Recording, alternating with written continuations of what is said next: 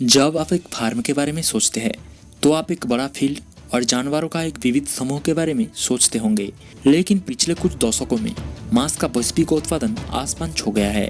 मुनाफे को बढ़ाने और मांस का उत्पादन को बढ़ाने के लिए इस तरह के खेतों को मजबूत और मशीनीकरण किया गया है।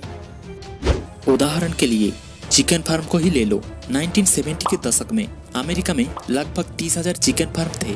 1995 तक इसमें लगभग 20,000 चिकन फार्म ही बचे थे, लेकिन अमेरिका में उत्पादित चिकन की मात्रा 3 गुना हो गई थी।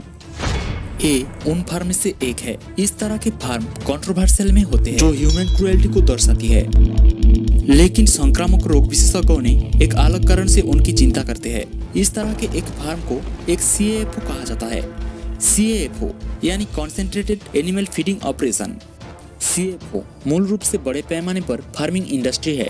उनमें हजारों जानवर होते हैं, कभी कभी सैकड़ों हजारों जानवर होते हैं और वे अक्सर बहुत भीड़ में होते हैं। अमेरिकी CAFO कुशल और लाभदायक होते हैं और जल्द ही वे दुनिया भर में फार्मिंग के लिए आदर्श बन गए हैं।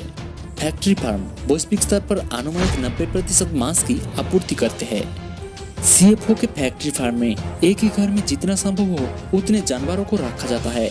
बहुत कम जगह में ज्यादा मुर्गी को रखे जाने से वो अपनी पंख भी पूरा नहीं फैला पाती, और यही नहीं, अपनी खुद की गंदगियों में रहने की वजह से वहाँ के एमोनिया के स्तर बहुत बढ़ जाता है और ये वातावरण महामारियों के संक्रमण के लिए अनुकूल माहौल पैदा करते हैं।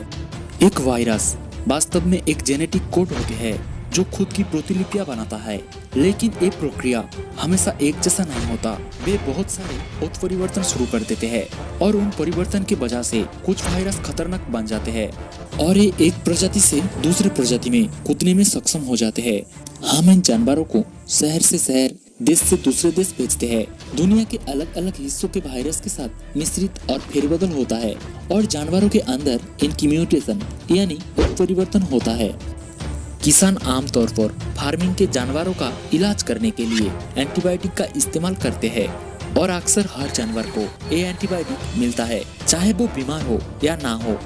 सबसे पहले ये एंटीबायोटिक बैक्टीरिया की बीमारी को फैलने से रोकता है, लेकिन समय के साथ ये बैक्टीरिया वायरस की तरह ही उत्परिवर्तन यानी म्यूटेट हो जाता है और एंटीबायोटिक से बाँचने के लिए उनमें क्षमता आ जाता है और ये वास्तव में खतरनाक हो जाता है और फिर बाद में ये महामारियों का रूप ले लेता है।